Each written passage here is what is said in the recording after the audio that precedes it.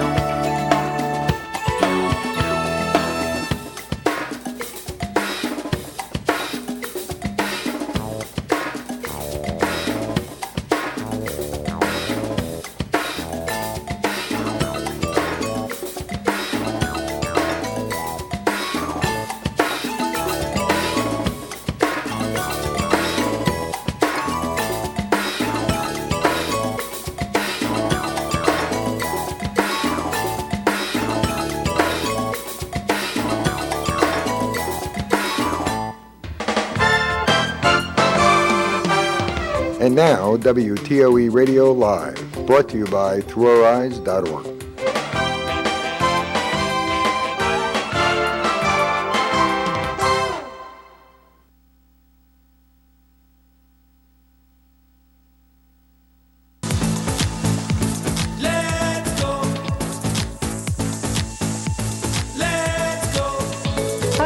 Cheryl Echevarria of Echevarria Travel, your one-on-one travel agent, making your travel dreams come true, home of the independent traveler. Whether you're sighted, blind, or disabled, whether you use a cane, guide dog, or sighted guide, Echevarria Travel will get you there safely. Come and learn more about traveling independently. Come with me, let's go. Come with me, let's go. Come with me, let's go. Come with me, let's go.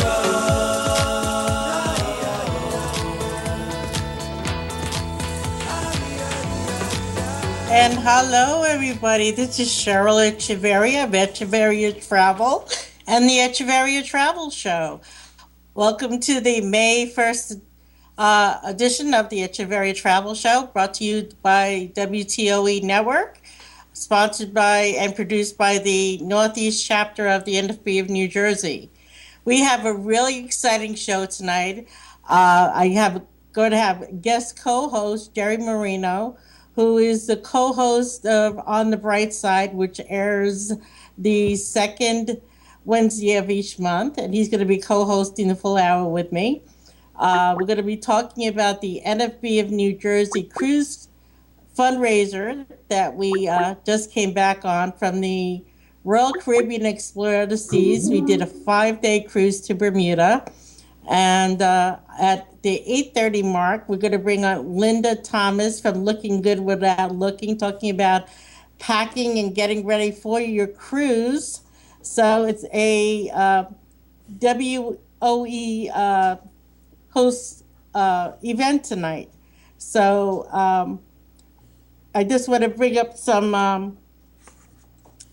housekeeping before we go on with our show. I just want to remind you all that I'm the president of the NFB Travel and Tourism Division, and I own Echevarria Travel, and we do travel for everybody from pole to pole, but we specialize in travel destinations for people that are blind and visually impaired. I mean, we're independent. We need to get everybody out there traveling. Jerry, are you there? Yes, I am. How are you, Jerry? I'm doing well, and just about recuperating from the cruise, and looking forward to my next one. It was very exciting. I can't wait to the next segment to talk about it and share my experiences with you and our audience. Exactly, and that brings up. I want to give out the 800 number. It's 1-888-572-0141. And when we come back after the 2-minute break, we'll have the lines open and you could call in and speak to us throughout the hour. And I just want to put out some notes here. As I mentioned, Jerry Moreno is the co-host of On the Bright Side, and we'll speak a little bit about that later as well. And also, as you know, the Echevarria Travel Show On the Bright Side, Looking Good Without Looking, and also Through Our Eyes with President Joe Ruffalo of the NFB New Jersey, is sponsored by the Northeast chapter of the NFB New Jersey, and we cannot do it all without fundraiser donations from you, the public. So if you like what we're doing and you want to hear more, please, we request that you could kindly send in a donation to the Northeast chapter of the NFB New Jersey, which is 254 Spruce Street, Bloomfield, New Jersey, 07003. So I just wanted to bring out a little housekeeping on that. Also, if you need to reach me, Cheryl Echevarria, for any kind of travel needs, my number is 631-456-5394 or reservations at ECHEVARRIATRAVEL.com. Also, please remember, if you have not yet made your reservations for the 73rd, can you believe it, Jerry? 73 years of the National Convention going to be in Orlando, Florida at the Rosen Center from July 1st through the 6th. So if you haven't made your reservations, now is the time to do it. Remember to register online. And if you need airfare or Amtrak or bus tickets, contact me for that as well. We're going to take a 2-minute break. When we come back, I'm going to speak to Jerry about our cruise, and we'll talk about the Royal Caribbean and Bermuda. So take care, stay tuned, and we'll be back after this 2-minute break.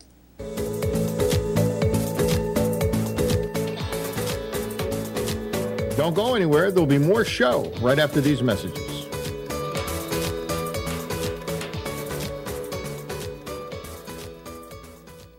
The audience at the Apollo is twice as likely. The people at my family reunion are twice as likely. My classmates at Morehouse College are twice as likely. Many listeners to this radio station are twice as likely. It's called the odds. And the odds are African Americans are nearly twice as likely to suffer a stroke as white Americans. There are steps you can take to help beat the odds. Start by calling 1-888-4-STROKE or go to strokeassociation.org. Join the power to end stroke. Brought to you by the American Stroke Association and the Ad Council. Imagine climbing the tallest mountain in the world without ever seeing the path in front of you. Imagine winning a television game show without ever seeing television. Blind people reach their dreams every day. Hello, I'm Mark Maurer, president of the National Federation of the Blind. With the proper training and opportunity, blind people become lawyers, professors, and chefs. We develop new technologies and support our communities. We own businesses and homes. We are mothers, fathers, and grandparents. We raise our children and worry about the bills. For more information on blindness, visit our website at www.nfb.org or contact me, Mark Maurer, National Federation of the Blind, 1800 Johnson Street, Baltimore, Maryland, 21230, or call 410-659-9314. We are the voice of the nation's blind. Remember the time you almost volunteered to work in a soup kitchen? Or when you almost visited the Veterans Hospital? Or when you almost brought dinner to your neighbor with AIDS? Remember all the times you almost helped, almost gave? Well, it's only human, this almost giving. But the truth is, it's the same as not giving at all. Don't almost give, give. Visit our website at don'talmostgive.org. A message from the Ad Council. Come with me, let's go.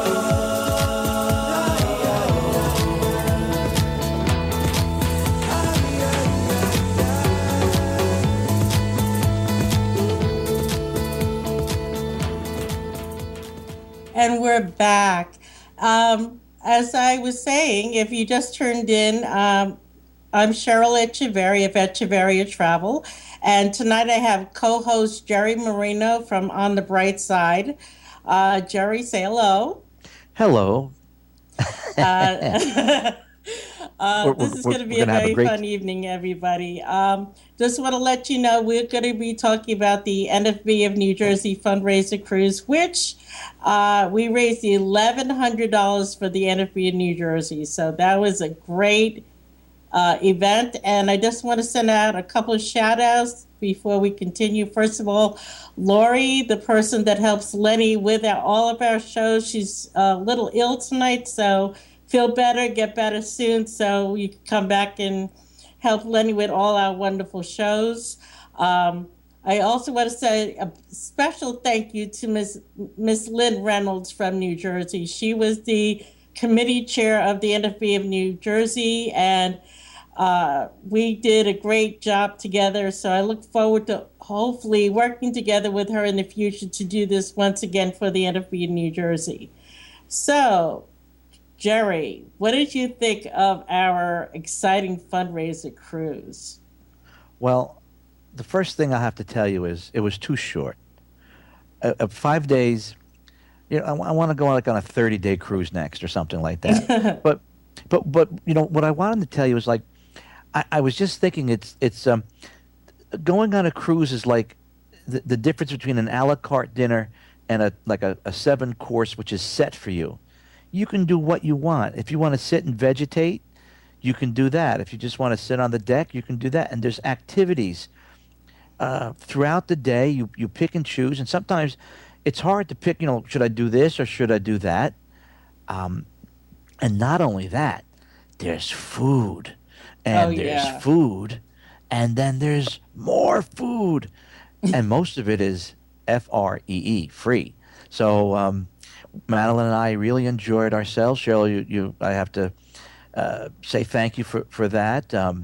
It really went well. We loved Bermuda, and not only did we get a chance to go on the horse and buggy ride. Do you remember the driver's name? Troy. Troy. And the horse's name were Silver and Gold. Yes. So we kept on saying Silver and Gold. But we had a good time with that. And then the next day, unfortunately, we missed the ferry. But Madeline and Judy Ruffalo and I took a bus to Hamilton for about half an hour, 45 minutes. Then another bus from Hamilton to St. George's. And we walked around. We went to the Anglican church that was built in 1612, and I had a delicious rock fish sandwich. And Madeline and Judy had hamburgers that you could tell were just made, and just like hand formed. And but Cheryl, what did you think of Bermuda? Oh, Nelson and I love Bermuda. It was our second time there. It's a little more refined than when you go to some of the other islands in the Caribbean. And Bermuda is not part of the Caribbean. It's actually off the coast of your state, North Carolina. And the weather wasn't perfect because in April, let's face it, spring, you got your rain, but we still had a great time. And I have to mention, Jerry, that Troy, the driver of the horse and buggy ride, for somebody that's blind, he was very descriptive and very informative to somebody that can't see, made you understand what you were looking at, described it perfectly. And being to Bermuda before, the people in Bermuda are wonderful. I mean, people that are born there, they're called Bermuda onions because there's so many different layers of people that live in Bermuda from different cultures and stuff that they call themselves Bermuda onions because of all the layers they have in them. That's great. But it was very, very informative, very descriptive. Did you find that as well? Yes, I really enjoyed his when we were going through the town and around, and even though it was a little chilly and a drop or two every now and then, but it was okay. It wasn't like torrential rain, and you know what, Cheryl, even if it did rain, there were so many things to do that you wouldn't even notice it. You would be just so busy trying to figure out what should I do in the limited time. That's the bad part about when you have 12 hours or something like that, and you really want to go and see all the sights. But I really liked our trip. We took the ferry back home, which is a 45-minute ride, and that was interesting. But getting back, onto the ship, I thought that now what would you call him? His name was Les. He's the recreation director or cruise director? Oh, you mean Lee from Australia? Lee, I'm sorry, yeah.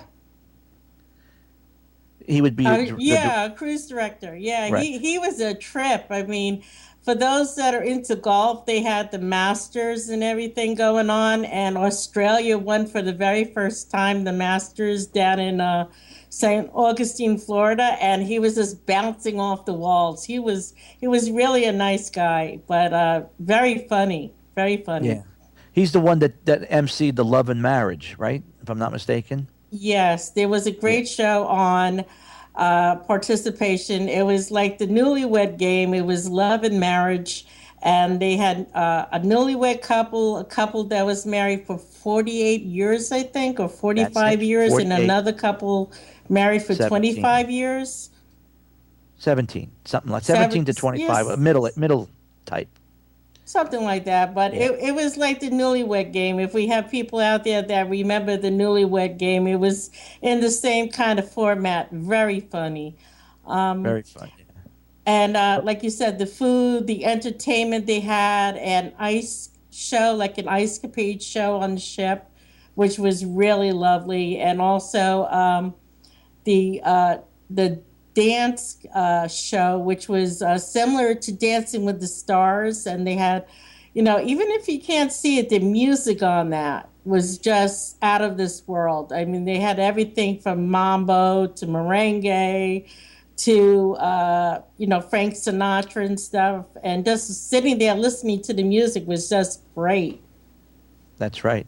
And the other thing I liked was the trivia contests. Out of the 3 that we were in, Madeline and I won 2 of them. That's right. And I think you won something, didn't you? Yes, the first one, it was big band. You got 2 points, one for naming the song, one for naming the artist. So that means you can get a total of 40.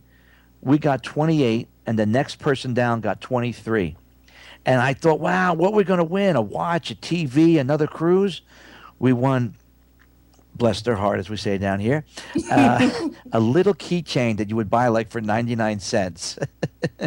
But the next day, we won a general trivia, which was just 20 questions, and we got 18 out of 20, and we actually won 2 folding umbrellas with, of course, Royal Caribbean on them.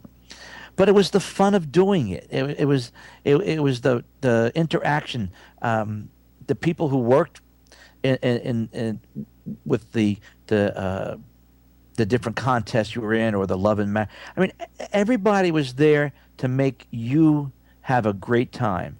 And like I said, if you wanted to sit there and just watch, you could do that. If you wanted to participate a little, you can do that.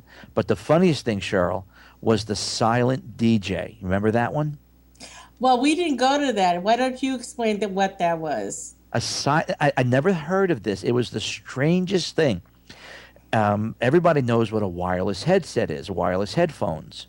So you go into the dance room, the dance hall, whatever you want to call it, and they give you a set of wireless headphones. And you could tune it to channel A or channel B. Now, I don't know what, let's say channel A was salsa and channel B was disco. And you would be dancing, listening to your music, and, me being blind, all I would hear is tapping of the feet, little shuffling, and maybe people trying to sing who can't sing. But you sing with the headset on, and it was the strangest thing you'll ever want to see. But it's then there was also, unfortunately, because of the weather, we were supposed to have a big deck party or whatever you want to call it out in the open. Yes. And we couldn't have that, so we all crowded on the promenade deck again. There was buffet, and there was one night with 70s music. So I mean, there was something for everyone, and there was rock climbing. I didn't go. No, I think they closed that down because of the winds. And you know what, Jerry? Even with the weather not being perfect, you did not know you were on a cruise ship. The ship was just so smooth, you just didn't know you were on a cruise ship. It was fantastic. And the phone number, if I may. Go ahead. 1-888-572-0141. Please give us a call and tell us what you think of us, or at least, don't tell, be nice. But anyway, I want to also mention that Stephen, my attendant, that's the proper word, I would imagine, attendant. Steward, your steward for your room. He was excellent because, sometimes we thought we were on the other elevator, so we were walking in the wrong direction, and he would say, "Jerry, this way," and then he would make little designs for us out of the towels. And one time he took my sunglasses and put it on the thing, made it look like a person reading. He had the new little newsletter that they give you, telling you what's going to happen that day. So I mean, it was really great. So when can we go again? Whenever you like. Whenever, hopefully, maybe we could do it again in New Jersey, or maybe we'll speak to Gary Ray of North Carolina and do it as well. So if you're listening out there and you're with the NFB or any other organization, the cruises are a great way to do a fundraiser, and they do offer a lot of money. Like with this was $100 per stateroom. So depending on the cruise line, how many days you're going, you can really get a nice fundraiser out of it and have a great time as well. So, but I wanted to say also was our person in our room, her name was Rosie. She was really nice. She made a monkey with my sunglasses, and we keep calling it the blind monkey because it looked just like, it looked like it was a blind monkey. We have, I think Lenny is having the pictures from the cruise line up there. For those of you who can see, I did a slideshow of our cruise, so they may be up there. I also wanted to say there was one formal night. We all dressed up and everything and had a really nice time and took pictures with the captain. And he was tall. He was like 7 foot. My goodness, he was really tall. And we also celebrated Mr. and Mrs. Moreno's 40th wedding anniversary, which it's coming up on the 5th of May, right? The 5th of May. Someone said to me, Jerry, you got married on Cinco de Mayo. And I said, 40 years ago, no one celebrated Cinco de Mayo here. That's right. But now it's Cinco de...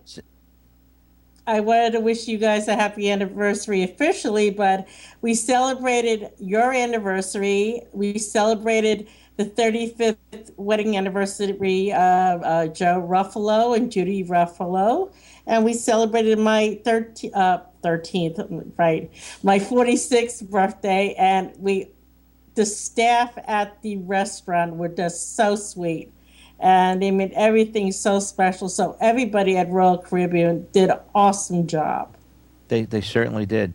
But Cheryl, I had mentioned where are we, when can we go next? But we have something else to do in July, and I thank God I got my plane tickets through the Cheryl Echevarria Travel Agency, by the way, and I'm looking forward to going to Orlando and seeing. I missed the first one, so 2 years ago. So now I'll be going in July. So I go on a cruise in April. I go to Orlando it's.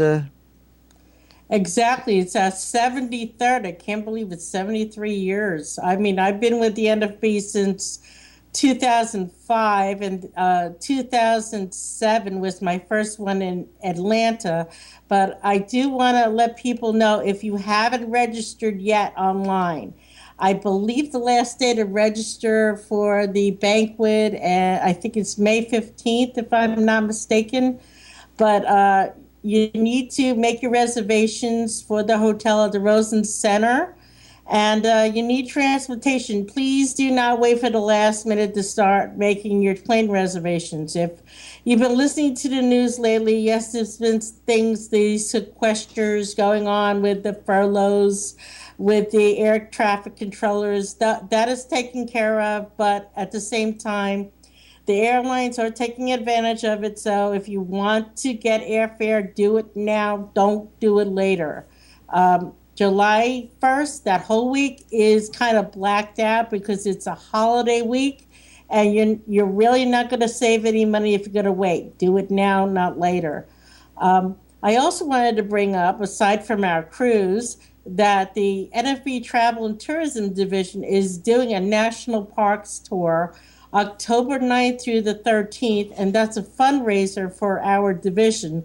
So if you're interested in that, I know David Andrews has sent it out through the talk list. It's also been in the Braille Monitor. So if you want more about it, we also have a brand new website for the Travel and Tourism Division. It's www.nfbtravel.org. So all the information's on there as well. And we're having our meeting on July 2nd between 1 and 4:30 p.m. And we got some great speakers. We have Mark Jones, who was on last month, the access manager of both Walt Disney World and Disneyland theme parks and resorts. We have Jessica Snyder from Buffalo, New York, that will talk about experiences with China. And we have another gentleman by the name of Rob Nevin from You Are Able, who does the software called Alt. So if you're interested, please come. It's $10 a year to join our division, so we hope to see you there. Or just come by New York or North Carolina's area in the general session. We actually sit one row away from each other and say hello to us. So you get to meet the hosts of the WTOE networks. Jerry, why don't you give us a little information about On the Bright Side while we're at it? Well, On the Bright Side airs every second Wednesday at 8 o'clock with co-host Janie Degenshine and myself. And next week, we're going to have Mario, and he's going to be talking about golfing as a blind golfer. Isn't that amazing? And then in June and in August, we're solidifying having some brand name authors, people who have actually made the one of them is on has 6 or 7 books on the Bard site, to download from the National Library Service. So stay tuned. We'll make those announcements this Wednesday, but we sort of keep it on the bright side. We laugh a little. I keep Janie off guard, and we have a good time. Oh, by the way, Cheryl, you mentioned come and see New York and North Carolina, but snuck in there is a state called New Jersey, and you can see the host of Through Her Eyes with Joe Ruffalo, whose name coincidentally is Joe Ruffalo. He took the name of the show, and but we're going to have a good time. That travel to the Grand Canyon. In that area, that sounded pretty good. That was enticing. I don't know. Should I save for that? Should I save for the cruise? Just one question about the Grand Canyon. Why don't we hold on to that thought, Jerry? We're going to take a 4-minute break, and when we come back, we're going to bring on Linda Thomas from Looking Good Without Looking and discuss some information with her. Plus, she's also cruising in June on the same ship that I will be doing next week. So stay tuned, and when we come back, we'll bring on Linda Thomas. Let's go.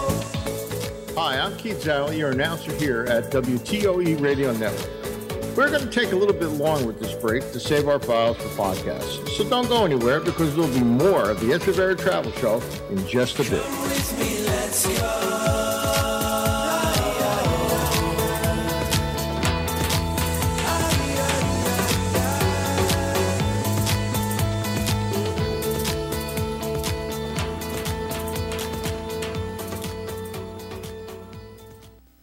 Nothing inspires imagination like reading, and it's never too early to start reading to your children.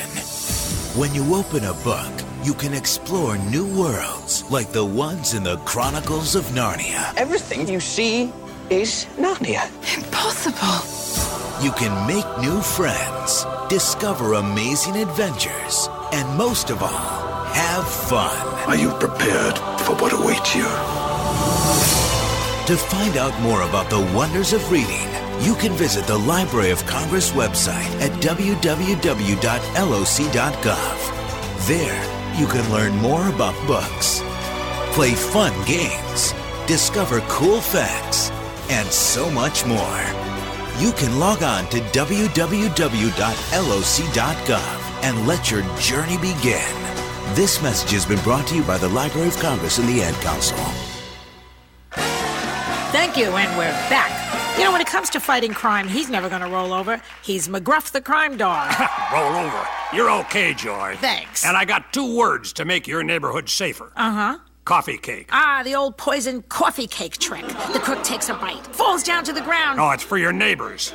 You want to poison your neighbors? No, never. Oh, thank goodness. No, for 25 years, I've been giving tips about preventing crime. One of them is to invite people over for a cup of coffee and share the problems you see on your street and what to do about them. That's great. You can invite your local police officer to help, too. I hear they're very fond of donuts. Oh, that's just a myth. Oh, well, I'd come to your doghouse for coffee cake in a safer neighborhood. Now you're talking. You can cut down on crime by not just locking your door, but opening up to your neighbors. Still, a 10-pound bundt cake dropped on a bad guy's foot could help. It couldn't hurt. And going to weprevent.org for other tips could help too. A message from the U.S. Department of Justice, Crime Prevention Coalition of America, National Crime Prevention Council, and the Ad Council. Statistics say that 4 out of 10 high school students will drop out of high school. But sometimes the difference between dropping out and finishing is a boost. I just try to motivate my friends as much as I can. Just get done with that credit. Just get that thing. If you don't have anybody while you're in school, then there's not really a way to get through it. I had a very good friend who was thinking about dropping out completely. And I just talked to him about it, told him that it was a stupid idea for him to do that. You know, he's gone so far and he's only got a year left. There's one girl named Maria. She just told me to get my things straight. She told me if I ever needed anything that she'll be right there. Even my friends that have dropped out tell me, oh, stay in school. It's not easy to leave it. You think it's the best thing, but then when you've done it, you realize that it wasn't. 10 real-life at-risk students are filming their year, so you can see what it's really like trying to get through high school. Go to boostup.org to see their stories and give someone you know a boost so they can finish. High school is hard. Graduating is harder. Brought to you by the U.S. Army and the Ad Council. Hi, I'm Judy. And my name is Johnny. We're 10 years old and we're blind. Our dreams are to become scientists. My name is Catherine. I'm 24 years old and I'm blind.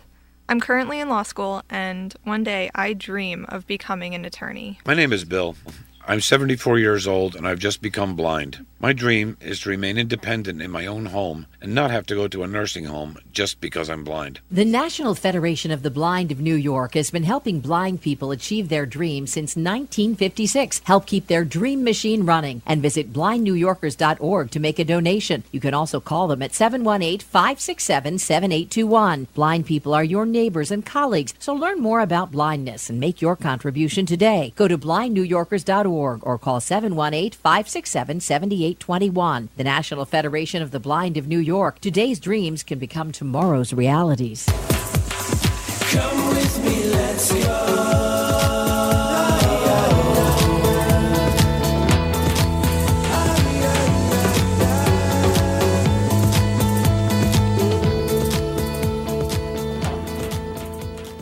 And we are back. And this is the Echevarria Travel Show. And I have guest co-host Jerry Moreno. Jerry, are you back? I'm here. Yay. Yay. I have to say, I love my theme song. It is actually also Norwegian Cruise Line's theme song. And I bring that up because I'm going to be bringing Linda Thomas on in a few minutes. But the reason I'm bringing that up is because I'm going on the 2-day travel agent inaugural of the new Norwegian Breakaway next week. I cannot wait. It's the first time a mega ship is dedicated just for New York City. It's going to be sailing 7 days from New York to Bermuda. You actually get 2.5 days in Bermuda. Sailing April to October during Bermuda season, when it's hurricane season in the Caribbean, and then it's going to be sailing 7 and 12 days to the Caribbean from New York. So it's a year-round cruise out of New York City, and I just can't wait.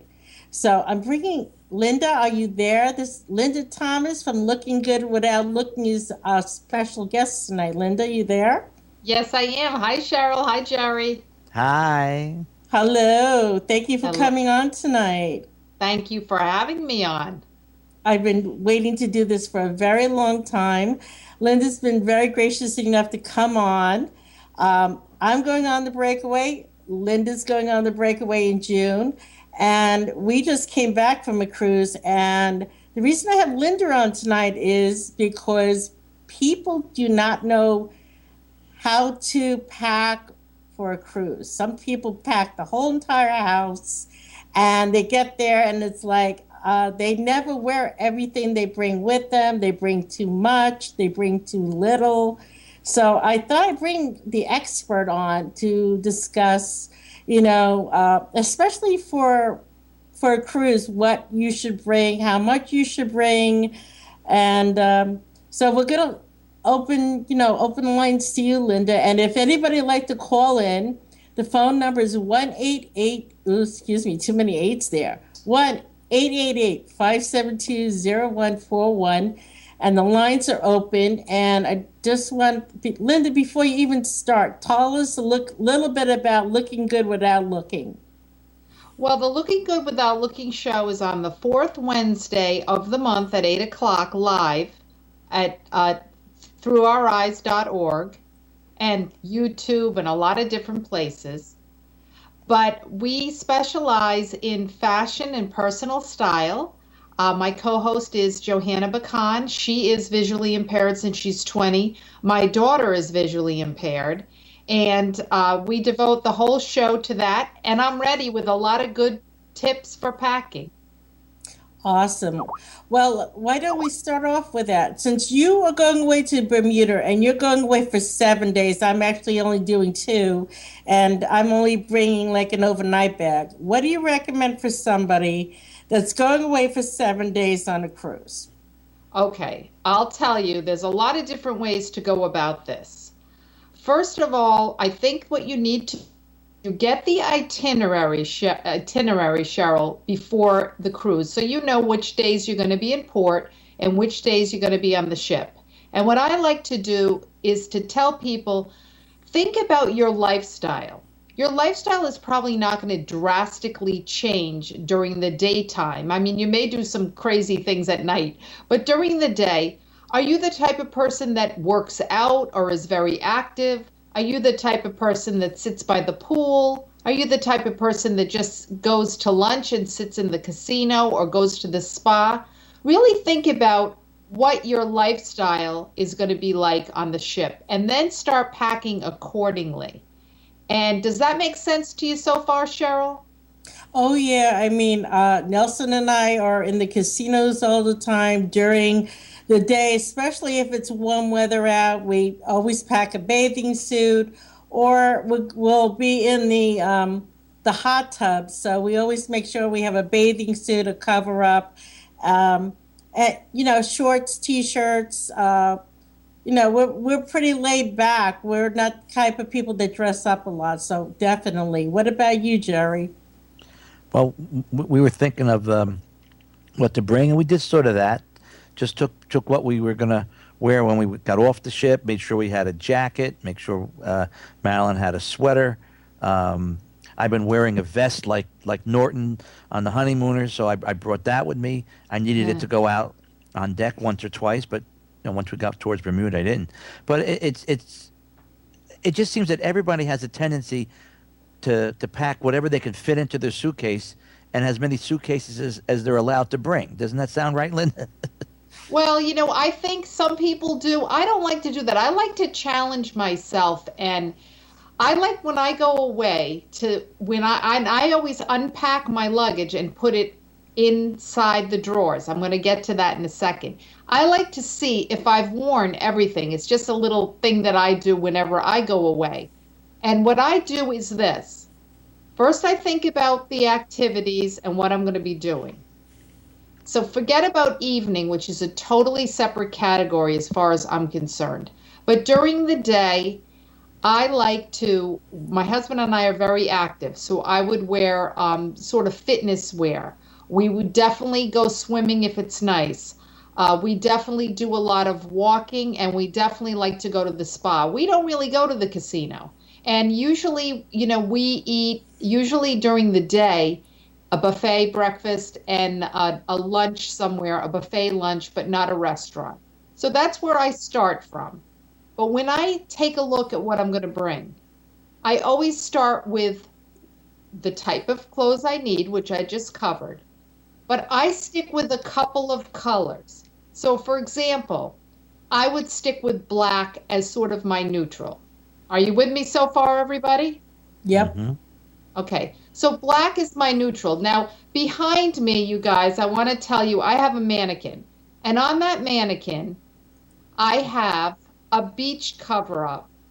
And underneath it, I have a tank, a white tank that I'm using just to show it. I also stuck a red scarf underneath, so for the cameras on Skype, everybody who's watching the show can actually see what I'm talking about. This piece is, I'm going to describe it. It fits tight on the bust. It's got a flowing black skirt, maybe to the knee. And then it has a tie, Cheryl and Jerry, that you can tie around your neck. I have it tied around the mannequin as a halter. But now I don't want Lenny or Jerry to get too excited, but I am going to just undo the straps just a minute, okay? If I take these straps off and I pull this down, I'm going to pull it down now. I pulled it to the waist. So now everybody looking on camera can see that I just made this into a skirt. So this is a piece, what I try to pack are things that I can kind of use that are double duty. So for example, I'm at the pool in my bathing suit. I have it on the way I had it first as a beach cover-up dress. Now I decide I'm going to go inside and I'm going to go to the restaurant. I throw on a tank top over my bathing suit. I pull this down and roll it at my waist, and now I look like I have a cute little top and a skirt, and it took me like 10 seconds to change. What do you think of that idea? Amazing. I like that for myself. So the things I do, so this is basic black. Now I can wear it a couple of different times if I want, a couple of different ways. So that's what I do. I pack like a certain neutral. Now there is a website called cruisediva.com. And the Cruise Diva had some good ideas for women too. And what she says is, and men, she says, whatever you take for evening, this is such an awesome tip. She said, when you're at home, ladies, put the dress on a hanger and then put your handbag that you're going to wear and your shoes and your jewelry, as long as it's not, fine jewelry, all together. Take the hanger off, cover this whole thing with a dry cleaner bag, fold it up and put it in your luggage. So that she said do that for each dressy evening outfit you have, which most people don't get super dressed up more than 1 or 2 nights at a cruise. Do you guys think the same thing? Well, yeah, and plus in the evening, you also have, if you're going to get any pictures done, there'll be 1 or 2 nights where you get pictures with the officers, like the captain and the hotel director, or you just want to get dressed up to get some nice pictures done. Not too many people have really good pictures that they have of themselves, and this is a good opportunity to do so. So that sounds really great idea, Linda. Thank you. And I think that now I have some ideas for guys too, but I'm going to just keep going with the packing for a second.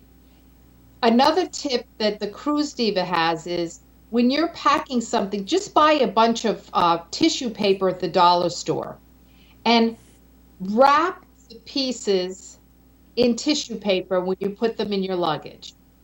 Then when you put them in the drawer, you unwrap the tissue paper so your clothes are staying nice and clean. They're not in contact with the drawers where everybody else's stuff has been. The other thing she said about that is everybody buys stuff on the cruise, and then you can use the tissue paper on your way home, wrap the stuff up in the tissue paper if you need it. So that was her tip. In terms of guys, Jerry, do you want a couple of must-haves that my husband said he needs to take on every cruise? Yeah, I would certainly like to hear that. Okay. He said, number 1, sunscreen and a hat. I just want to stop you 1 minute, Linda.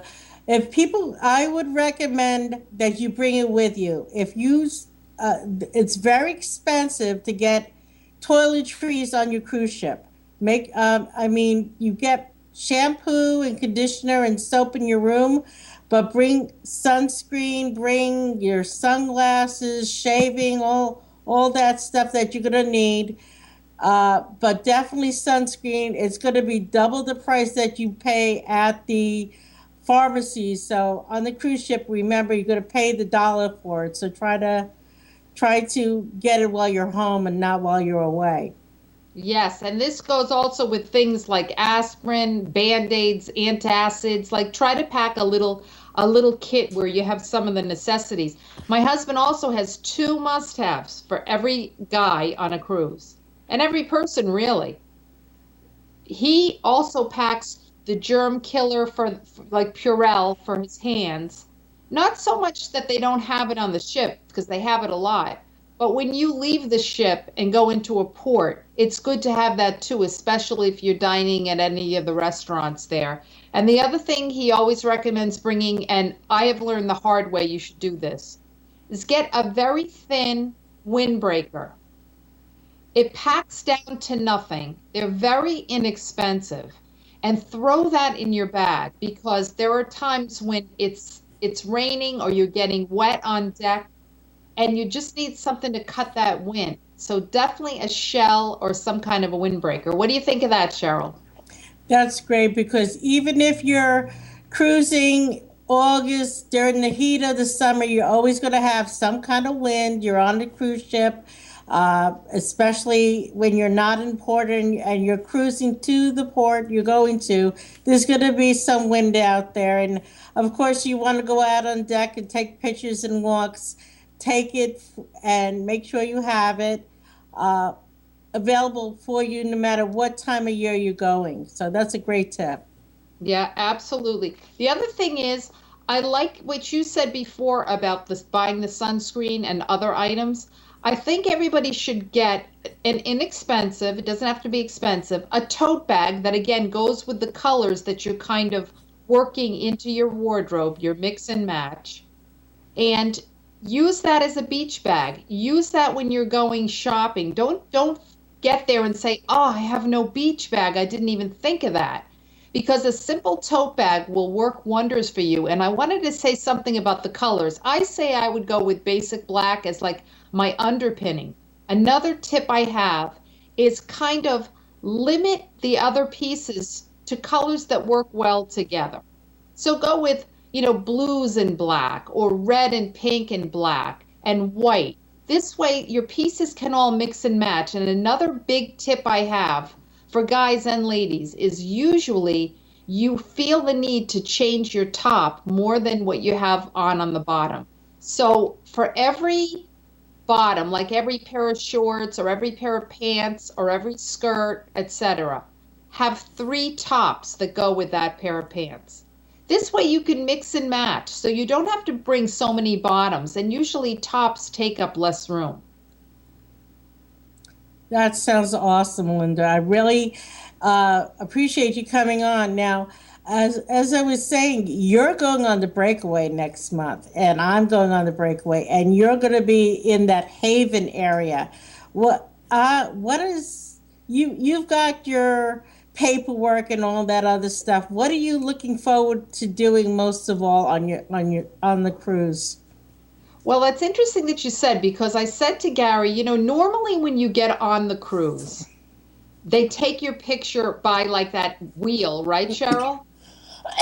It all depends. As soon as you get to the pier, they take your picture, or they'll Photoshop that particular wheel or the picture of the cruise behind you. So it all depends on how they're doing it the day you're leaving. So you should wear something the first day you get on the ship. I think you should wear comfortable shoes. You should wear something, again, that might do double duty, especially if your luggage hasn't arrived at your stateroom yet. And like you could wear a cute cover-up that looks like a little dress with a bathing suit under it, so that you're prepared to spend a few hours on board. But I think in terms of the Haven, Cheryl, that's kind of like a ship within a ship. So Gary and I said, well, where should we see the ship disembark? And I think we're going to go up to the little private pool area and see the ship leave port with the rest of the passengers instead of leaving port from our private balcony. You know what? That's the best thing to do, because it's nothing. I mean, I love leaving out of New Jersey. That was great. But when you leave out of New York City, I've mentioned this before on my other shows, you pass by the Statue of Liberty. You pass by Ellis Island.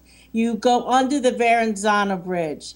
They play God Bless the USA by Lee Greenwood and all the patriotic songs when you're passing the Statue of Liberty. And I don't care how many times you do it, you choke up and you feel so proud to be an American when you're doing that. And Norwegian does a great thing about doing that. Plus, on the way back, your very last day of the cruise, they have fireworks on the cruise. So you'll have it coming and going, and it's just going to be just an awesome time for you. Oh, I can't wait. I wanted to show everybody something else about packing, Cheryl. Is that okay? That's fine. We have a few minutes left, so go ahead. All right. I want you to know that, Jerry and Cheryl, are you familiar with Home Shopping Network? Yes. Oh, yes. Okay. QVC more, though. Well, Home Shopping Network has a woman on named Joy Mangano. I know her well.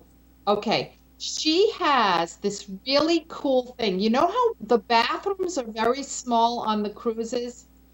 Yes. And there's no room to put all your items, like your brush and everything else, on the little vanity that's around the sink. So she has this cool bag. I'm going to show it. It's like a rectangular bag. I've shown it before. It comes with a smaller bag, but I want you to get ready because I'm going to rip some Velcro. It folds up. I'm going to show the sides. The sides look like there's 4 triangles on the sides, and it looks like a little square train case.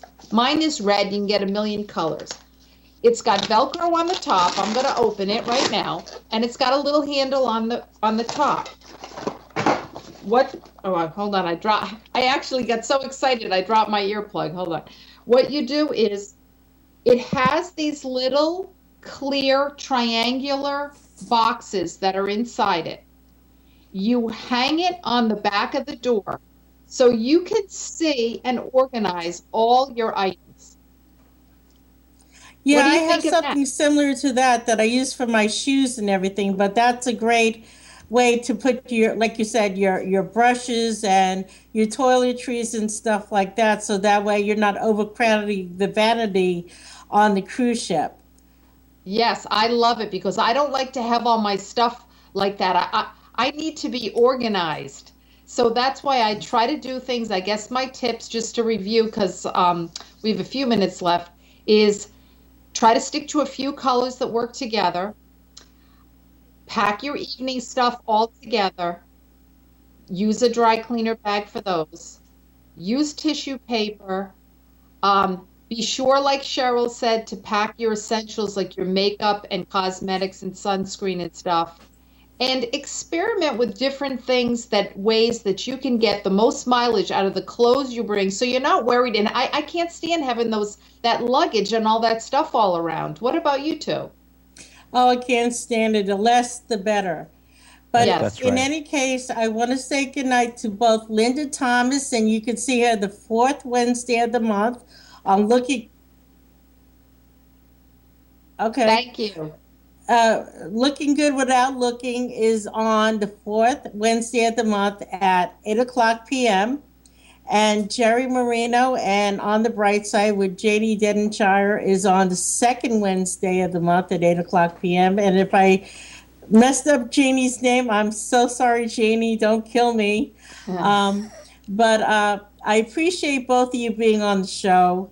I want to give a couple of shout-outs to Madeline Marino. Please get better. We're looking forward to seeing you in Orlando.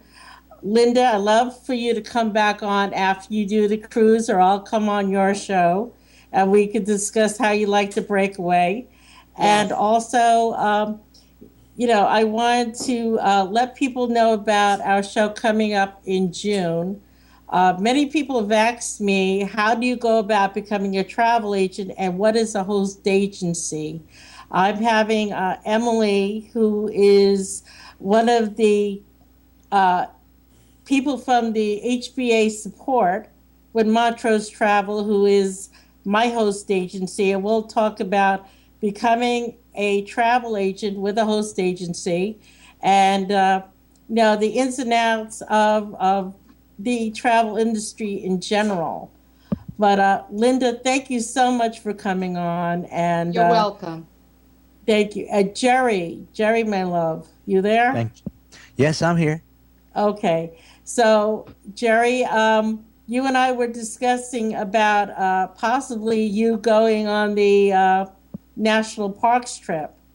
You were contemplating either going on a cruise again or going on the national parks. If anybody is interested in going on that, it's 5 days. We fly into Las Vegas, which is not included on the trip, but we have 5 days. We stay at Bally's Resorts in Las Vegas. The first day we go to the Grand Canyon, Hoover Dam. We go to the Navajo Indian Nation Reservation. We go to Bryce and Zion Canyon. So we're going to be doing like that triangle. We're going to be doing Nevada, Arizona, and Utah. So we hope you'll be able to come with us on the trip. And to find out more about that, you could go to nfbtravel.org, or you can reach me at 631-456-5394. Also remember to register for the National Convention coming up in Orlando, Florida. Linda, are you going to be at the National Convention this year? I don't believe so, because that's right at my anniversary. That's right. Congratulations. Happy anniversary. Thank you. How many, what is it, 30? 30 years. Congratulations. Thank you. 30 years, wow. Yeah, well, Jerry just celebrated 40, and Joe and Judith just celebrated 35, so. Whoa. Well, yeah, so. Cheryl, when is your travel agency seminar again? It's July 2nd from 1 to 4 p.m., and we're having Mark Jones from Disney Destinations. We're having Rob Nevin from You Are Able, who does a software called Alt, which works with reservations and different things that travel agents use. We're also going to be having Jessica Snyder from the NFB of New York. She's also with, she's a guide dog user, and she'll be talking about different travel experiences with China. So we'll know more about that. And plus, you know, we discuss here on Echevarria Travel, as well as all the other Through Our Eyes shows, about being independent when you're blind. We focus on why blind people should travel in general at our meetings. So whether you're, like I said, whether you're sighted, low vision, use a guide dog, cane, or a sighted guide, whether you go to on a cruise ship or just go out your front door, independence is the most important thing for us, correct? Yes. Oh, yeah. So let's remember that, and remember the NFB, and we all rely on fundraiser donations from you to keep our shows going. And we'd like to hear from you. If you'd like to give me some feedback, you can reach me at reservations@ECHEVARRIATRAVEL.com about Echevarria Travel. And if we have some time, Jerry and Linda, why don't you give us how they can reach you as well? Jerry? Well, you could reach me at nfbnc@carolina.rr.com. That's nfbnc@carolina.rr.com. And just want to say thank you, Cheryl, for the opportunity to come on your show. And the other thing that I want to say real quick, a lot of things, Linda, you described, Madeline does. And that's why she puts the pearls on top of the thing and the hanger and the garment bag. And the other thing, that other tip that I'd like to say is always pack your medicines in your carry-on that you have in your hand. That's a big to-do because you never know when your luggage is going to arrive in your room. You get on the ship very early sometimes, and your luggage is not in your room until 2, 3 o'clock in the afternoon. So if you need to take medication, you need to carry that with you, as well as a change of clothes. So anyway, I want to say good night to everybody, and thank you, and we'll see you next month on the Echevarria Travel Show. Good night. Bye-bye. Good night. Bye. Thank you. Come with me, let's go.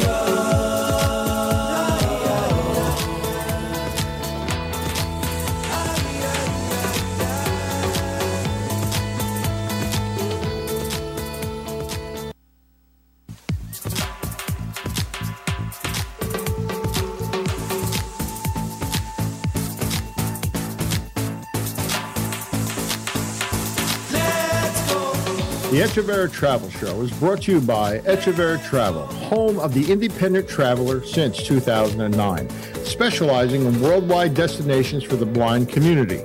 For more information on Echevarria Travel, call Cheryl at 631-456-5394 or email her at reservations@echevarriatravel.com. All words, ideas, and contents expressed on this show are those of Cheryl Echevarria and not necessarily those of the National Federation of the Blind, the Northeast New Jersey chapter, or the WTOE Internet Radio Network. Until next time, I'm Keith Zali. Let's go. Cruise like a Norwegian.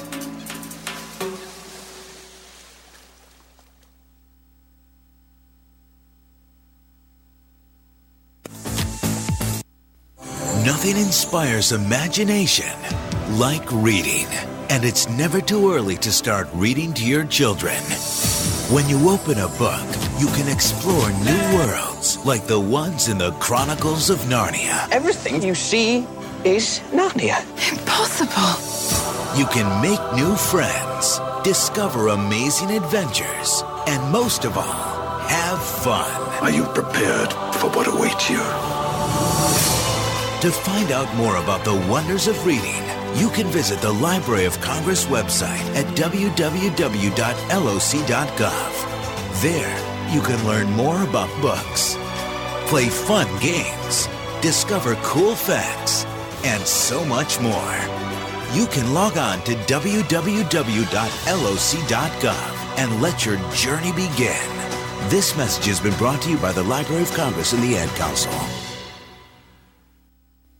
Nothing inspires imagination like reading. And it's never too early to start reading to your children. When you open a book, you can explore new worlds like the ones in the Chronicles of Narnia. Everything you see is Narnia. Impossible. Thank you, and we're... Hi. Hi, this is Joe Ruffalo of WTOE Radio. If you are a resident in New Jersey and would like to join one of our chapters or have some more information about our chapters, please contact me at 973-743-0075 or email me at nfbnj@yahoo.com.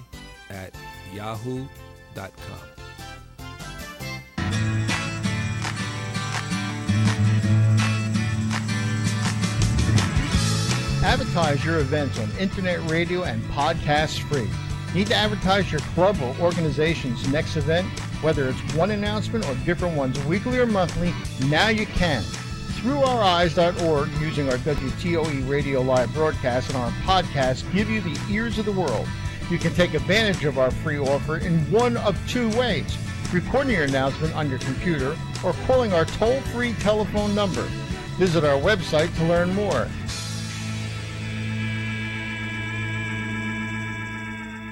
Are you stuck in front of your computer listening to our shows? Well, you may be happy to know that you don't have to be anymore.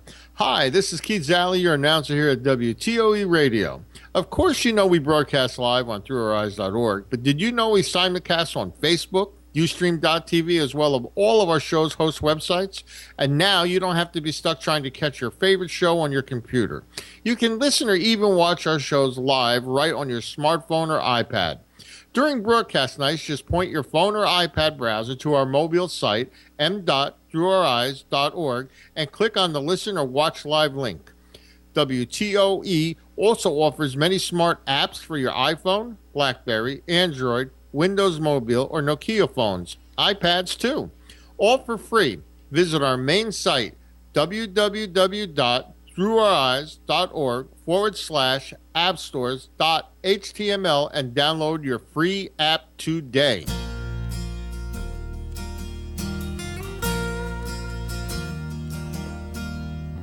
Hi, I'm Keith Zali, your announcer here at ThroughOurEyes.org.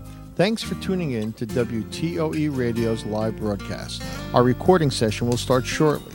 While you are waiting, I'd like to ask all our listeners who have not yet registered at Through Our Eyes to consider doing so. Registering helps us ascertain whom our listeners are, where they come from, if they are blind or visually impaired, as well as other important information which helps us guide us in providing programming that will meet our visitors' needs. I urge all our listeners to register today. It's free and only takes a minute to complete the process. Please read our privacy policy so you can be assured that the information you provide stays with us and only us, and you'll never get any unwanted emails. Well, we're almost ready to begin. Since what you are about to listen to is live, after each recording of the show, you'll hear approximately 15 minutes of music. This is the time we are contacting our next guest for the next show. When the show starts, you'll hear it in its entirety. Our recording sessions usually comprise 3 separate shows, each about 15 to 20 minutes in length, with approximately 15 minutes between each session. So once again, thanks for listening to WTOE Radio Live. Our recording session will start momentarily. I'm Keith Zali.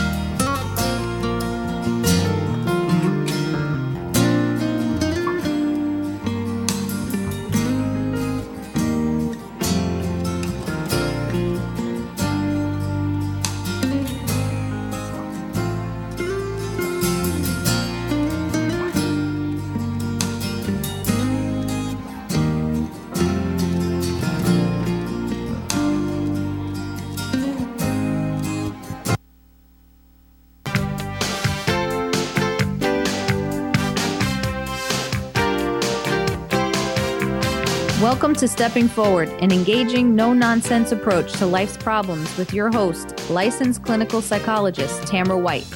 Let Tamra's keen wit and straightforward delivery help make sense out of life's complex issues such as child rearing, sex education in adulthood, dealing with the elderly, and so much more. Tamra will inspire, motivate, and amuse you while dealing with real-world scenarios. And now, here's Tamra.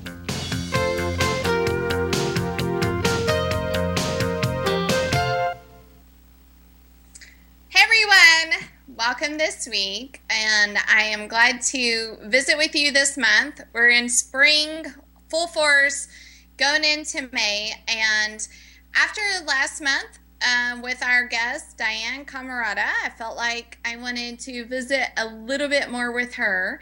So I've engaged her this month and asked her to come back with us again, and I have a little bit more issues that I'd like to discuss. We're going to talk about seasonal affect disorder that a lot of people seem to be feeling.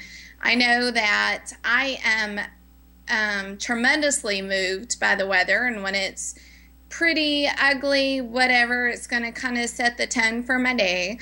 But even going more so into that, people have real affective issues and really does change the course of their lives.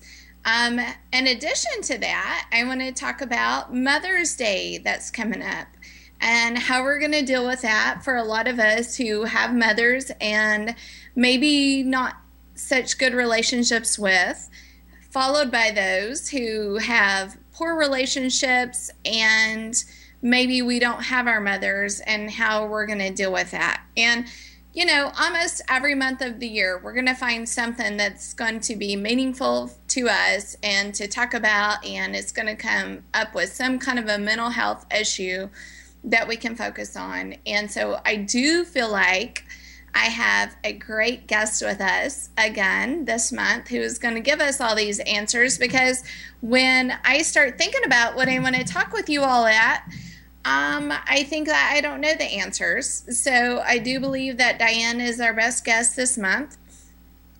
And followed by all of that, we're just going to talk about some of this month in review and some of the kind of cruddy things that's been going on these past few weeks and how we are supposed to deal with those and move forward.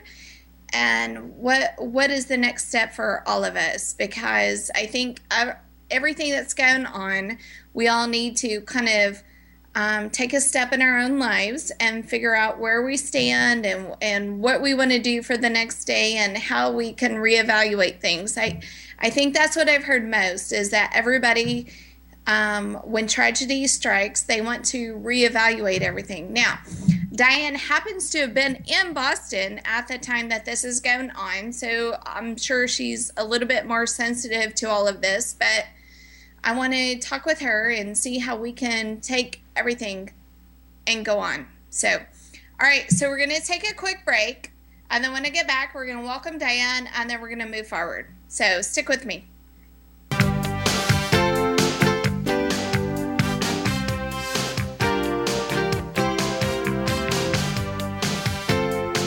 Stay right where you are. Tamara will be right back.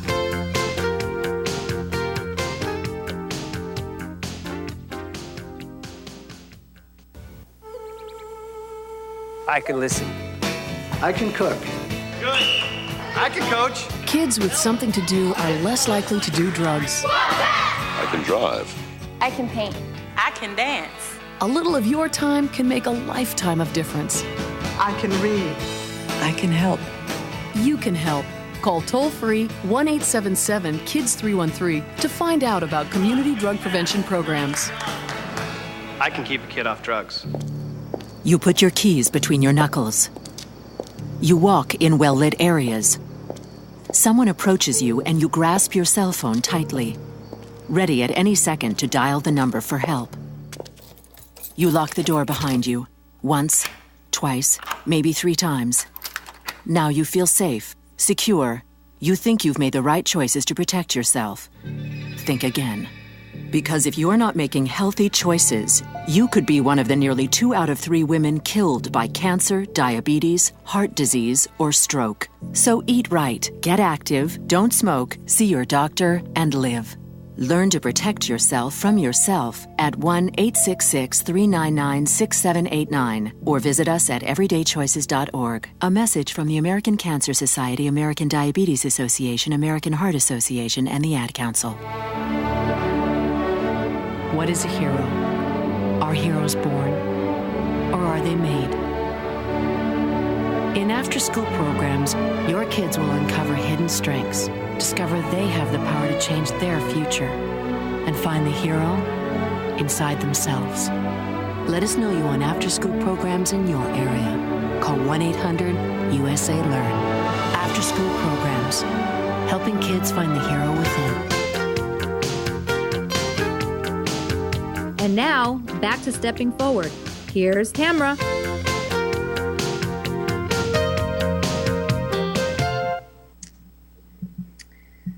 Okay, everyone, welcome back. Thanks.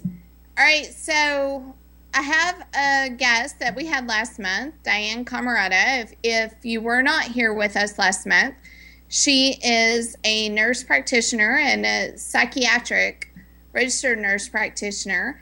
And I work with her often, and I am often going to her for information and asking all kinds of questions about some issues that are going on in everyday life that, as a counselor or therapist, that I don't really understand. So is Diane, do I have you with me, Diane? I'm here. How are you? Oh, there she is. Yay! She's on Skype with us. Good deal. I'm glad to see you. I know last month. Thank you for having me again. I know last month they had you visiting with us, and then we really didn't get to interact a lot. I asked you a lot of questions, but I am super glad to have you with me this month. So let's just start fresh and let's go with what's going on right now. Here's what I wanted to talk about. It's beautiful weather here in Texas today, but tomorrow it's supposed to be really yucky and cold, especially for Texans. They don't like this 40-degree weather. So let's talk a little bit about seasonal affect disorder. Do you think it's a real issue, or is this something that someone just makes up because they just don't like the weather? No, absolutely. It's a real condition. There are studies out there about populations in countries that don't have a lot of sunlight like Alaska, like Finland. In the summertime, they have long days, but in the wintertime, they have very little light throughout that season. And I actually have some friends who live in Finland who have, by self-report, talked about how their mood gets down when they have limited sunlight. And those countries like Finland and the state of Alaska are extremes, but I believe that yes, it is a real diagnosis, and I have many patients who tell me that they do much better in the summer months than they do in the winter months. Okay, so I actually did hear someone talk about maybe sun lamps or tanning beds, which I'm sure is a little controversial. But what are your thoughts on trying to obtain some kind of a sunlight during this time? Especially, I don't know. I guess when people are feeling really doom and gloom and what they should do about this, do you feel like the benefits outweigh some of the consequences or risks? What are your thoughts on that? Well, don't get me started about tanning beds, because I really think they have no use in this world. We can't spend as much time out in the sun like we used to because of the risk of skin cancers and melanoma, which is actually a very deadly form of skin cancer. Not only does it affect the skin, but it attacks your organs, and it's a very sneaky, deadly thing. So no, I don't think the risk is worth the benefit of being out in the sun or going into tanning beds. But however, there are therapeutic type lights specific for seasonal affective disorder. And they are not UV lights. They're a special type of light, of which I'm really not sure what it is, but it is a special type of light. And it has like 10,000 lumens, and there's a certain range of lumens that you really need to give you benefit for the disorder.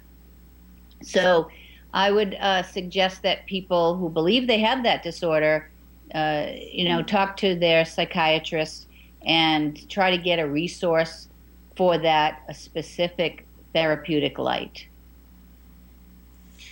Okay. Because I can imagine that would be a big deal, since like when it's sunlight, it's really hard to go to the office, isn't it? Especially when it's been so gloomy for so long. It's hard to even go into the office all day. So, all right. So one of the things, and the reason I want to touch base on that for just a second, is because we are coming to the end of the, I guess, wintry season, and spring is here, and I'm trying to promote really good, positive stuff.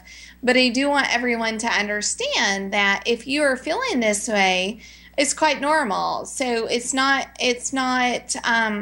something for you to to question yourself and not understand why you are feeling bad on a rainy day and then the next day is sunny. The reason I say this is I get so many people who come see me and they're like, I think I must be bipolar because yesterday I was good and then today I'm fine, and on and on. And so I want everyone to understand that a lot of people really are affected by the season. You really are affected by the weather.